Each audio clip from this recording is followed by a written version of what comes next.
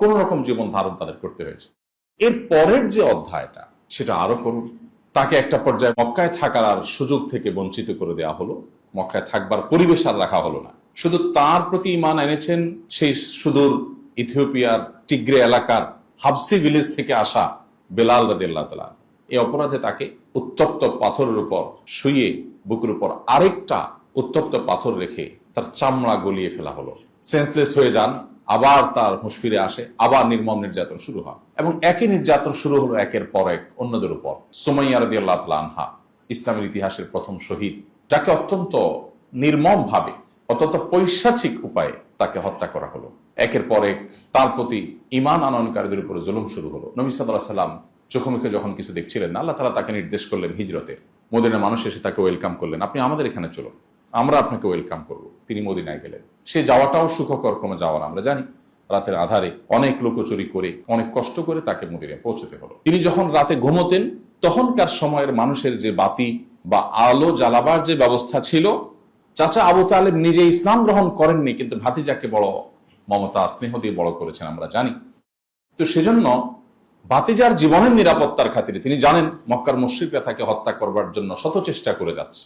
এই জন্য রাতের আধারে ঘরে যখন তিনি শুইতেন, বাতি জ্বালানো অবস্থায় ভাতিজাকে শোয়াতেন। একই কক্ষে নিজের ছেলে আলী রাদিয়াল্লাহু তাআলা আনহুকে শোয়াতেন। বাতি নেভাবার পর আধারে পূর্ব পরিকল্পনা অনুযায়ী মুহাম্মদ সাল্লাল্লাহু আলাইহি সাল্লামকে সরিয়ে আলী রাদিয়াল্লাহু তাআলা আনহু বিছানা নিয়ে আসতেন, আর আলীকে বলতেন তুমি সেখানে যাও। উদ্দেশ্য ছিল যদি কোনো কারণে খুন হয়, যেন আমার ছেলেটা খুন হয়, তিনি যেন বেঁচে যান। শত সহস্র বাধার পাহাড় ডিঙিয়ে মদিনায় আসলেন, এই বুঝে একটু শান্তিতে ঘুমোতে পারবেন অন্তত, কিন্তু না, সেটা তিনি পারেননি। মদিনায় গেলেন, শত চ্যালেঞ্জ তার সামনে এসে উপস্থিত হলো। অর্থনৈতিক চ্যালেঞ্জ, সোশ্যাল চ্যালেঞ্জ। মদিনা রাষ্ট্রে, মদিনার সমাজে শত শত হাজারো শরণার্থী মুহাজির যারা মক্কা থেকে এসেছেন, তাদেরকে মদিনা কিভাবে ধারণ করবে? আধুনিক পৃথিবীর ব্যবস্থাপনা তো ছিল না। না শরণার্থী শিবির করা যাচ্ছে, না তাদের অর্থনৈতিক কোনো বন্দোবস্ত আছে। যেখানে মদিনা মানুষরাই যে খেজুর হয় সেটা দিয়ে তারা কোন রকম খেয়ে পরে বেঁচে থাকে, সেখানে মক্কা থেকে আসা এতগুলো মানুষের কি বন্দোবস্ত হবে? আমরা যে সিরাত গ্রন্থগুলো অধ্যয়ন করি, আমরা দেখব যে বিশেষ করে আর রাহিক আল মখতুম, যেটা সফিউর রহমান বরকুরি লিখেছেন, সেখানে একটা পর্যায়ে তিনি লিখেছেন যে মদিনায় যাওয়ার পর নবী সাল্লাল্লাহু আলাইহি ওয়াসাল্লামের যে হাদিসগুলো, সেগুলোকে অ্যানালাইসিস করলে দেখা যায় এখানে তিনি একটা ভ্রাতৃত্বপূর্ণ সমাজ গঠন করবার জন্য যত রকমের উপাদান আছে, যত রকমের আইডিওলজি আছে, যত রকমের তত্ত্ব আছে, যত রকমের উপদেশ বাণী আছে, তার সবগুলো তিনি এখানে ঠিক হিজরতের পরপর তিনি স্টাবলিশ করতে শুরু করলেন। তার উদ্দেশ্য, একে তো অর্থনৈতিক যে চ্যালেঞ্জ আছে সেটাকে মোকাবিলা করতে হবে তার, আরেকটা হলো মক্কার মানুষ যে কালচারে বেড়ে উঠেছেন, মদিনা অনেক দূর, সেখানকার কালচার অনেকখানি ভিন্ন, আবহাওয়া পর্যন্ত ভিন্ন। অতএব এখানকার মানুষের সাথে যেন ম্যাচিং এ কোনো অসুবিধা না হয়। এতগুলো ভিনদেশী মানুষ এখানে হঠাৎ এসে উঠেছে, যদি বোঝাপড়ার কোনো গরমিল হয়, তাহলে এখানে নিজেদের মধ্যে দাঙ্গা শুরু হয়ে যেতে পারে, ঝামেলা তৈরি হতে পারে, তখন আরেক বিপদ হবে। তিনি শুরুর দিকে প্রতিটি মুহূর্তে প্রতিটা সাহাবীকে উৎসাহ দিতে লাগলেন, আল মুসলিম ও আখুল মুসলিম, মুসলিম মুসলিমের ভাই হয়ে থাকবে। তার কাছে ভূখণ্ড ভিত্তিক পরিচয়, ভাষা ভিত্তিক পরিচয়, এগুলোর অনেক ঊর্ধ্বে থাকবে আল্লাহর সাথে, আল্লাহর প্রতি বিশ্বাসের যে মেলবন্ধন, যে সুতোয় উভয়ে আমরা গাঁথা আছি, সেই সূত্রে সবাই ঐক্যবদ্ধ থাকবা। তিনি সেটাকে অত্যন্ত সফলভাবে বাস্তবায়ন করলেন। অনেকগুলো পদক্ষেপ ছিল, আমরা সেদিকে যাচ্ছি না, শুধু এটুকু বলছি যে চ্যালেঞ্জ কি পরিমাণ ছিল।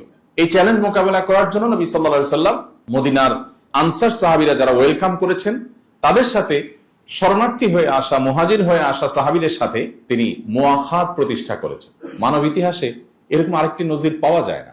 এখনো পর্যন্ত পৃথিবীতে মুআখাতের এই চিত্রটি অন্য কেউ বাস্তবায়ন করেছেন এমনটি পাওয়া যায় না। মুআখাত কি? মুআখাত হলো ভ্রাতৃত্বের বন্ধন স্থাপন। আমরা যখন একই মায়ের সন্তান হিসেবে, একই বাবার সন্তান হিসেবে ভাই ভাই হই, সেটা তো ভাই বোন, আমরা ভাই ভাই হই, কিন্তু এখানে কেউ কারোর একই মায়ের একই সন্তানের সন্তান হওয়া তো দূরের কথা, একই এলাকারই মানুষ নয়। মক্কা থেকে আসা মানুষ, প্রত্যেকটা মানুষকে, একজন মক্কা থেকে আসা মানুষকে মদিনাতে থাকা আনসারী সাহাবীদের সাথে নবী সাল্লাল্লাহু আলাইহি ওয়াসাল্লাম একজনের সাথে একজনের ভ্রাতৃত্ব বন্ধন করে দিলেন, যে আপনি আপনার ভাই, আপনি আপনার ভাই, উনি ওনার ভাই, এভাবে ভ্রাতৃত্ব বন্ধনে আবদ্ধ করে দিলেন, যাতে করে সামাজিক যে বিশৃঙ্খলার শঙ্কা ছিল সেটা সমূলে শেষ হয়ে যায় এবং সবাই যাতে সবাইকে আপন করে নেয়। এবং মদিনার সাহাবীরাও তারা যে স্যাক্রিফাইস করেছেন, সেদিকে আর আমি যাচ্ছি না, বলার অপেক্ষা রাখে না। যার ব্যবসা ছিল অনেক, তিনি তার ওই যাকে ভাই নবীজি বানিয়ে দিয়েছেন সে ভাইয়ের জন্য একটা পার্ট তিনি দিয়ে দিলেন, যেটা আপনার আর এটা আমার, দুই ভাই মিলে আমরা দেখভাল করি। এই যে বিশাল বড় একটা জনগোষ্ঠী আসার পর একটা এলাকাতে অর্থনৈতিক সংকট তৈরি হবে, মুহূর্তের ভিতরে সেটা দূর হলো। এটা একদিকে আনসার সাহাবীদের স্যাক্রিফাইস করালেন, আবার মুহাজিরদেরকে নির্দেশ করলেন, খবরদার কারোর কাছে হাত পাতা নয়, বাজারে চলে যাও, সামান্য ধার নাও, আনসারি সাহাবীদের কাছ থেকে ধার নিয়ে বাজারে গিয়ে তোমরা কেনাবেচা করো। তিনি নিজে বাজারে গিয়ে কেনাবেচা করতেন, কিছু স্বর্ণ মুদ্রা রৌপ্য মুদ্রা দিয়ে কিছু মাল কিনতেন, কিনে সেগুলো আবার খুচরা বিক্রি করতেন ইনস্ট্যান্ট। দিনে দিনে কেনাবেচা শেষ, দিনে দিনে ব্যবসার হিসাব নিকাশ শেষ। এভাবে তিনি নিজেও ব্যবসা করেছেন, মুহাজিরদেরকে ব্যবসা করতে উদ্বুদ্ধ করেছেন। খুব বেশি দিন লাগেনি, ক্রাইসিসে পড়ার কথা, এতগুলো বাহির থেকে আসা মানুষের চাপ, সেই মদিনা সবচেয়ে পাওয়ারফুল